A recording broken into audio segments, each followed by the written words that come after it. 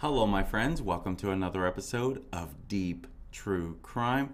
I'm Manny Rodriguez. In today's episode, we are covering the Alex Murdaugh case. His trial begins today with jury selection. This man, who was one of the most prominent attorneys in the South Carolina area, his family owned this law firm for over 100 years. There was so much to this guy's dynasty, and it all went burning and crashing down. Now he sits on trial, which begins today on this date. What is today? January 23rd? I could barely keep up with my days anymore, right? January 23rd. It starts today. This man has done the most unthinkable. He is accused of killing his wife and son. Motivation? Money, of course, but he had so much of it. Why would he need more? Well, there was something about all that money he had called fraud and duping other people out of their money. A lot has come crashing down on this guy, and now he sits accused of the unthinkable. Let's go ahead and dive into what we know about this case.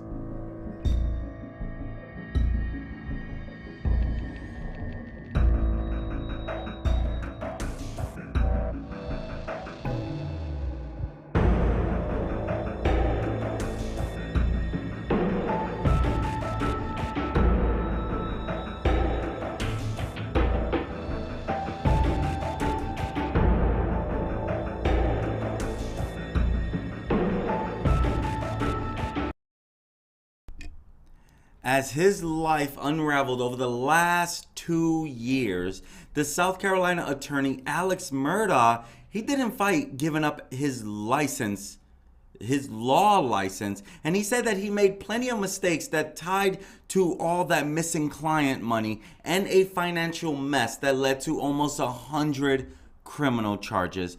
But he has adamantly insisted from the moment he found the bodies of his wife and youngest son Paul, both shot multiple times at the family's estate in June of 2021, that he was not the person behind those killings. And beginning today, it will be up to 12 jurors to decide if they agree with him or not. Lawyers, they expect jury selection to last several days before the testimony will begin. It took state agents 13 months of investigation to charge Murdaugh with 2 counts of murder, and a judge has set aside 3 weeks for this trial. Murdaugh, he insisted on the trial as soon as possible. Prosecutors, they are not seeking the death penalty, but said they will ask for life without parole if Murdaugh is convicted of murder. That sentence carries a minimum sentence of 30 years, hopefully per death. Here's a brief overview of the trial and the scene surrounding it, as hundreds of lawyers and their support staff, reporters, and true crime enthusiasts, as myself, are expected to swell Colleton County's population of 38,000 in the rural southern part of South Carolina. And so Murdaugh, he told police that he found Maggie, who was only 52 years old, and their son Paul, only 22 years old, dead outside their Colleton County home on June 7, 2021. He said he'd gone for an hour to visit his ailing father and mother. Authorities, they released little information about the killings beyond saying that Maggie Murdaugh was killed with a rifle and Paul Murdaugh with a shotgun. Prosecutors have now detailed direct evidence linking Murdaugh to the deaths. So far, they have filed with the court no confession or witness statements about the killings. There is no evidence on the eve of the trial that either gun has been found. There is a video from Paul Murdaugh's phone with a timestamp not long before the killings. The three are talking without evidence of anger. Alex Murdaugh's lawyer said he has never denied being at his home. Now, there is DNA from the victims on Alex Murdaugh's shirt, but his defense said that came from checking for signs of life when he found their bodies. The defense and prosecution, they are fighting over whether to allow an expert to testify that the blood on Murdaugh's shirt was splattered on it when his son was shot.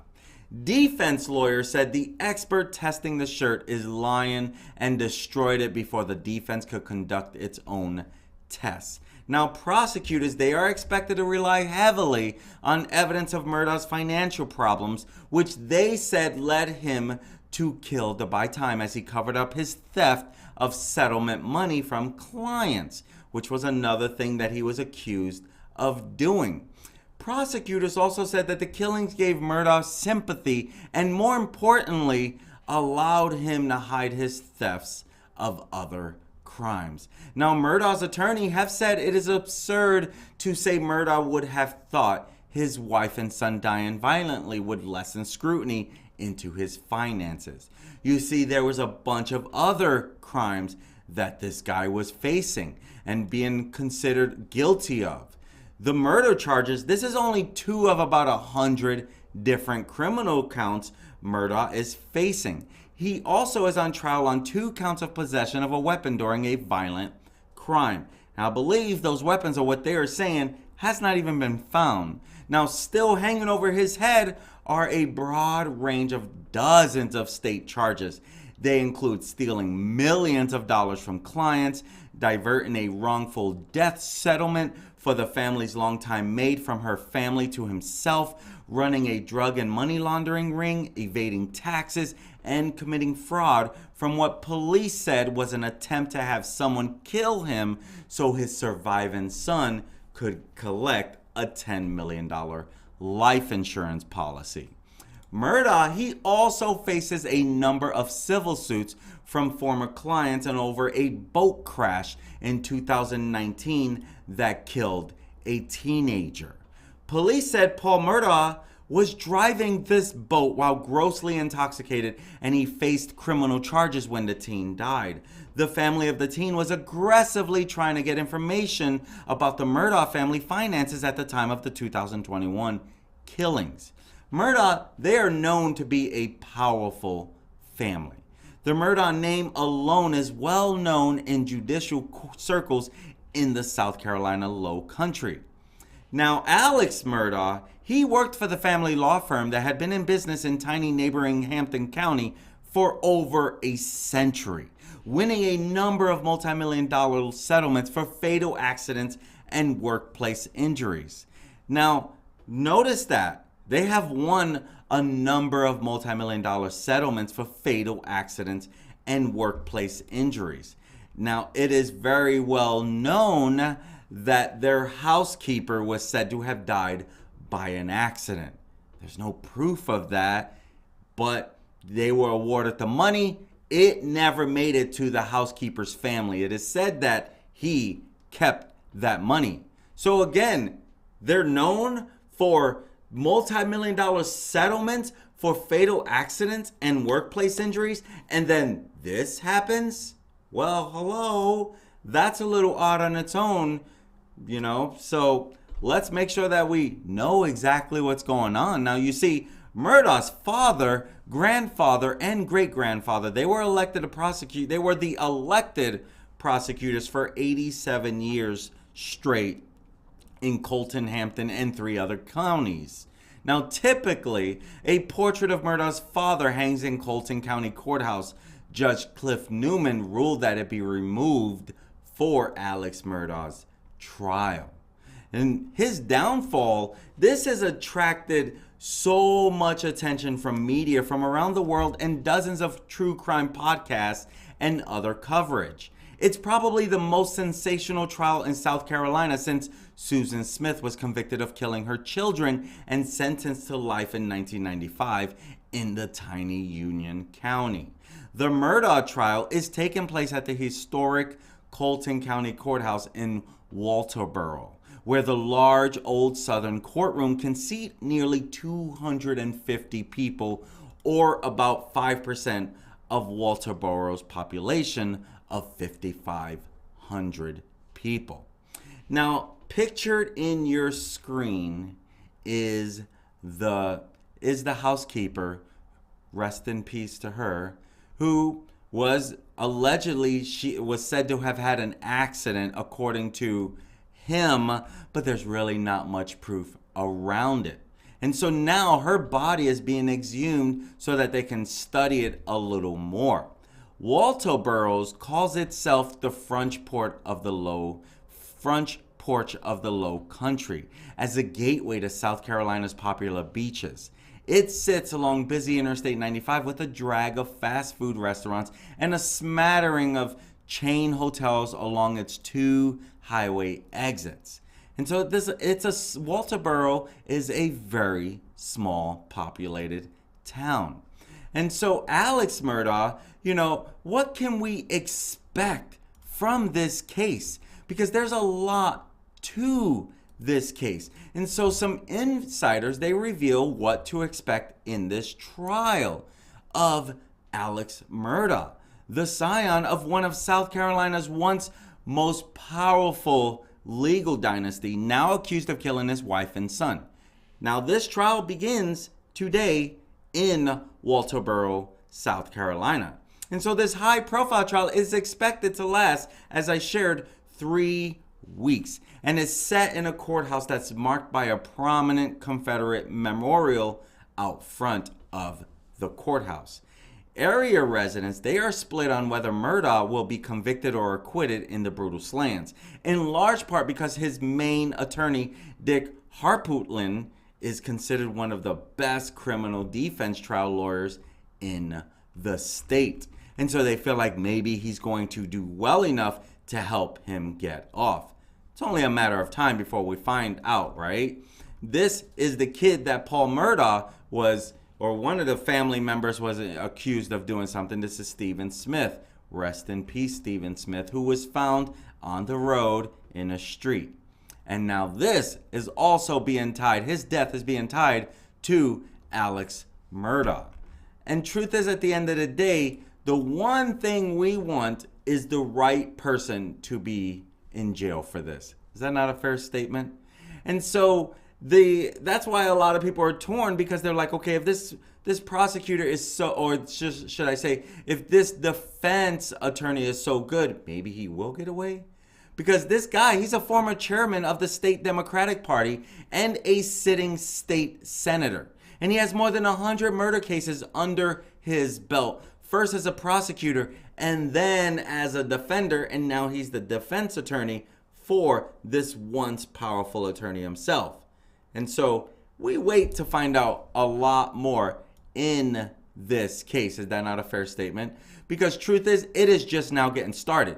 So we really do not know who could possibly, what will be coming out of this. We really don't know. What we do know is this guy cannot get away with it. I don't care how powerful these people are. It doesn't look good. If you've been following this case, it does not look good. Now, state prosecutor Creighton Waters is known more for going after cases of public corruption and financial wrongdoing. And so he is the prosecutor in this because they believe that he did wrong. Again, as I shared, he's also facing close to 99 separate charges. Like, wow, right?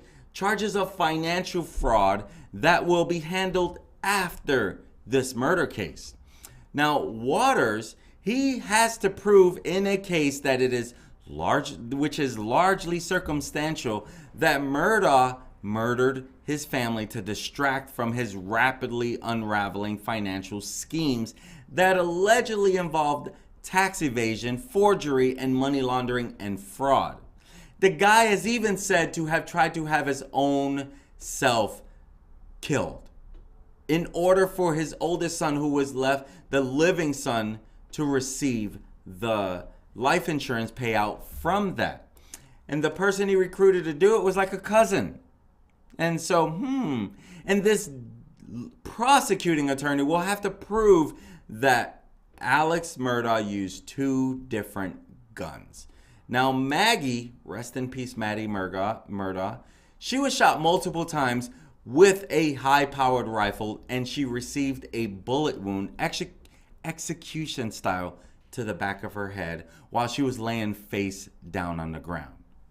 Now, the son Paul, he was shot in the head with a shotgun. If this man is at all capable of doing that to his wife and son, granted, we've heard of a lot of true crime cases where the husband does the unthinkable. This is beyond unthinkable. How could anyone do such a thing? Allegedly. That's why he's in court now, right? That's why his case has begun, because they want to get him in finally behind bars, right? Permanently.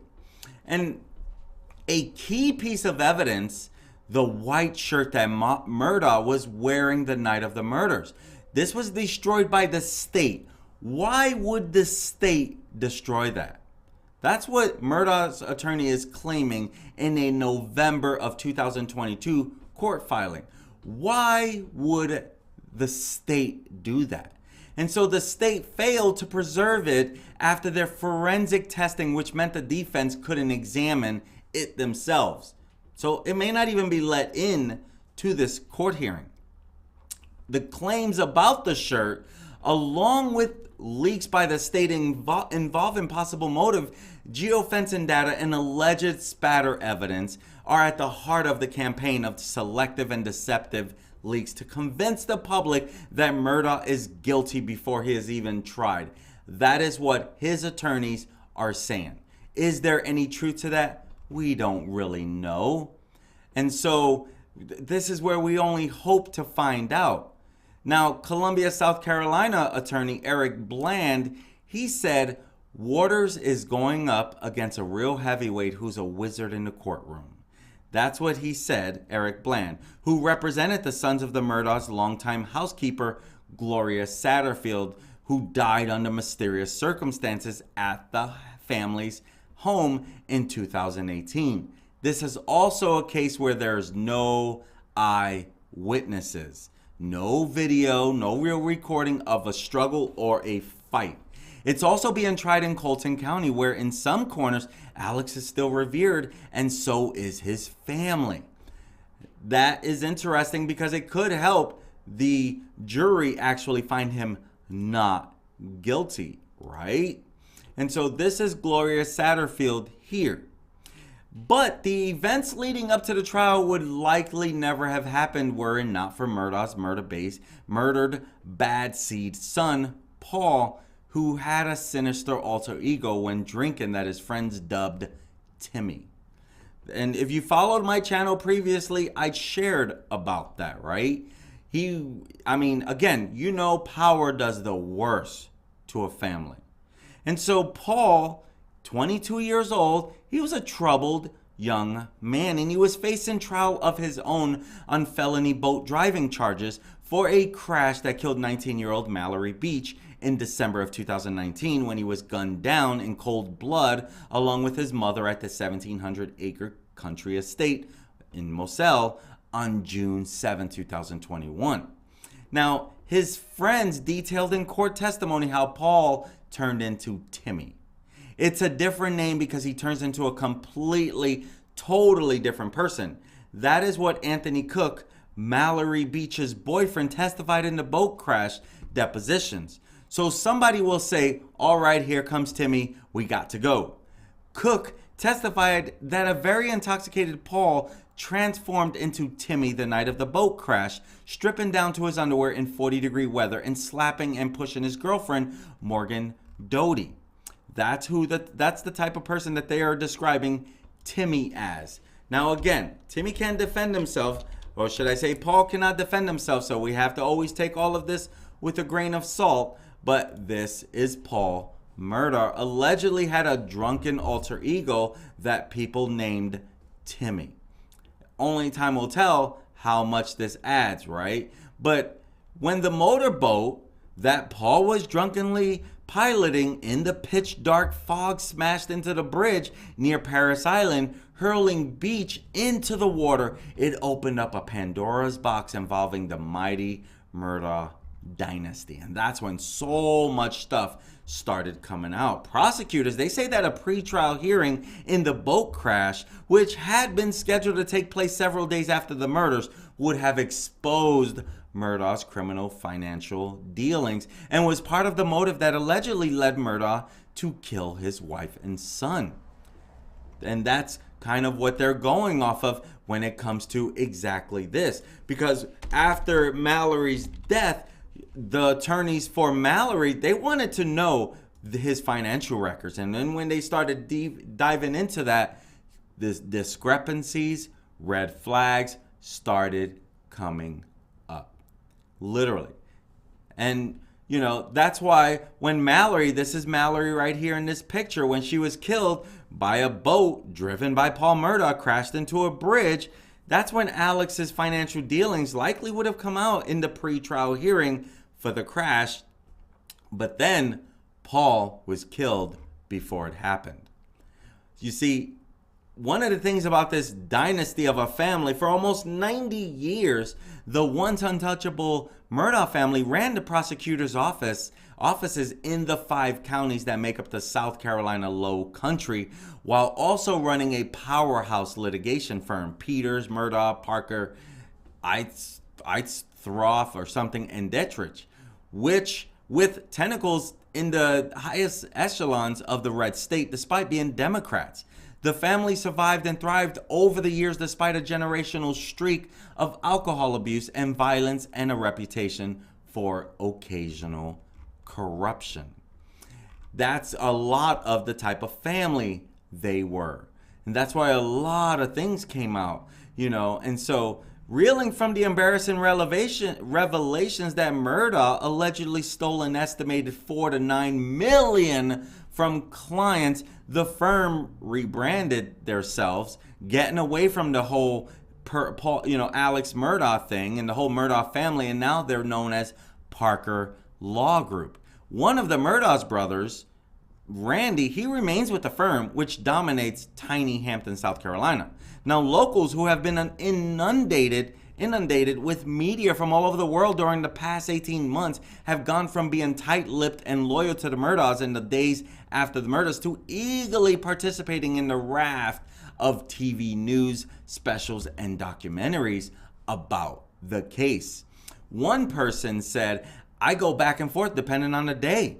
That's what one of Hampton's most connected residents, a source whose family has known the Murdaughs going back generations, says, "Right now I'm thinking Alex is going to be acquitted. People here don't respect him the way they used to, but then again, the murders are the over-the-top thing. If he's found not guilty on that, they'll forgive him for everything else." Now, this is where it gets a little hard with all this. You can even see some of this guy lived it up. They had a really big home, a lot of acres. They have multiple homes. That's what rich people have, right? You can even see here where the entrance to the family property, you can see all the way to the left, Murdaugh family home. You can see top left, Alex Murdaugh calls 911 crying, claiming he returned home to find the bodies.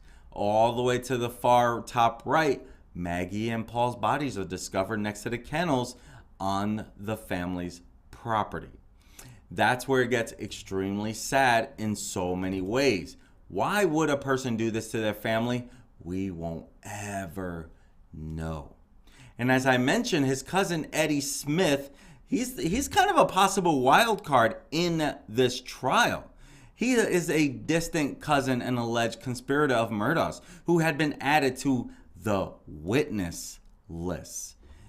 Now, Smith, he's 63 years old and he's a former logger living on disability. He entered the picture on Labor Day 2021 when he was arrested for supposedly trying to shoot Murdaugh on a rural road in Hampton County in a convoluted insurance fraud suicide for hire scam. Murdaugh's attorney later claimed that his client had a 20-year opioid addiction and that Smith was his drug dealer. Again, you always got to take this stuff with a grain of salt, right? And so we do find these things out, maybe he really did have an opioid addiction. Maybe Smith was the drug dealer. Okay. Waters, he also said in court last August that money misappropriated by Murdaugh went through Smith, who's in jail after being indicted with Murdaugh in late June on sweeping drug and conspiracy charges. Now, from Smith, the attorney general said the money continued downstream to two members of the Walterboro Cowboys gang. In September, a cowboy gang member told the Post that Murdaugh is running half the drugs in the county. Now, Harpootlian and his co-counsel Jim Griffin, they claimed in a court filing last October that Smith committed the murder, saying he failed a polygraph test, which is usually not admissible in court, when questioned as to whether or not he killed Maggie and Paul. You can see the kennel here where Maggie and Paul were found.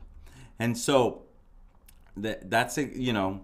Now, the lawyer for the 2019 boat crash survivor, Connor Cook, Joe McCulloch, he said because of the money conveyed to Eddie, he clearly has facts at his disposal that could prove very illuminating in court.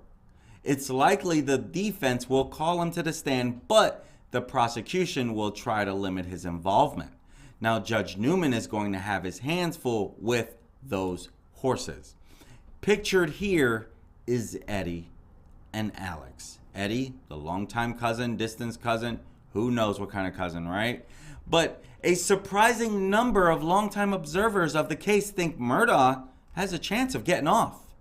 I think the reason they wanted a speedy trial is because they think Alex will be acquitted. That's what Sandy Smith, the mother of Stephen Smith, said, whose mysterious 2015 death was reopened for investigation after the murders of Maggie and Paul. Smith, along with others, believes that the Murdaughs may have been involved in her son's death. The majority of people around here think that he did it and want him to go down. That's what Smith told the Post. But unfortunately, Alex still has a lot of friends here, as well as that may well help him get off. You know, that's why people are worried. Like, we don't know. Is he going to get off if he's not going to get off?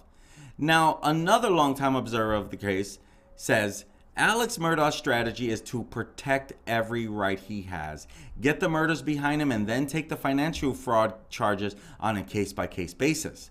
He's not as dumb as people think. No one is disputing that he's a bad guy, but all these people who think he's going to be found guilty and spend the rest of his life in prison are just spinning pipe dreams and fantasies to sell books and TV shows.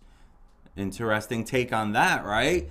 But, you know, someone that has been missing from the public eye since June of 2021 has been Maggie Murdaugh's family. Her father, Terry Brandstetter, and mother Kennedy have moved out of their Somerville, South Carolina home. Terry is reportedly in a nursing home. Maggie's sister, Marianne Brandstetter Proctor, lives with her wealthy husband in Charleston. None of them have ever made a statement about the murders. Alex and Maggie's sole surviving child, Buster, he has refused public comment as well. Little is known about the 26-year-old outside of photos showing him in Las Vegas with his uncle after the murders and jailhouse tapes of fairly generic conversations between him and his incarcerated father. One childhood friend told People magazine he doesn't really talk about the murders. I don't think he knows what to believe. Locals said Maggie Murdaugh was well liked, but most people thought she spoiled her two boys, especially Paul. She sure spoiled Paul. That's what they're sharing, right? And so I heard him talk back to her once so bad in the beauty parlor once that I made him apologize. A longtime friend of the Murdaughs in Hampton said they were known for heavy drinking, and Alex and Maggie didn't seem to care if their boys drank when they were still underage. Now, Anthony Cook said in his testimony involving the 2019 boat crash, which took place at Archer's Creek near Paris Island off Beaufort, South Carolina, that Paul's friends first began calling him Timmy in 2015 when he was only 16 years old. Now, again, Timmy is, when he gets too drunk, he becomes a whole different person. And that's why they call him Timmy. One person said his head exploded like a watermelon. I mean, you can see his face, but the rest of it, his head, is just gone. Totally empty. That is the Timmy side of him. And so, that's hard, right? Literally, that's hard. What we do want to know is why. Because truth is, this family had so much. Why would they do this? We really don't even know. There are no answers to describe any of this. Now, the surviving brother who I've shared with you, Buster Murdaugh, he says that he rejects any suggestion that he supports his father, Alex, throughout this thing. He doesn't support his father through this thing. He doesn't. Truth is, at the end of the day, I mean, why would he? None of this looks good for him, right? None of this looks good for him. And so it's just a matter of time for the whole thing before we find out even more on this. Right now, he's just in court, in jail, and now his trial begins. Jury selection. Let me know in the comments. Do you think he's guilty? Obviously, he's getting his day in court now. Do you think he's guilty? I was kind of blown away until I knew more about him, that he could do this to his family. That caught me by surprise. So, to my surprise, right? At the end of the day, this shouldn't happen. We wish it didn't happen. And now he will be facing the piper. I'm Manny Rodriguez. At the end of the day, this is not about me. Rest in peace, Gloria Satterfield. Rest in peace, Paul Murdaugh. Rest in peace, Maggie Murdaugh. Taken from this world way too soon. My friends, it's stories like this that become mind-blowing in so many different ways, right? Hey, at the end of the day, let's pray, let's hope for the best, and let's see justice for these two. I don't know what kind of person Paul was. By all stretch of the imagination, he wasn't a good guy. But should he lose his life? I don't think so. I definitely don't think so. My friends, until next time, have a great one. Peace.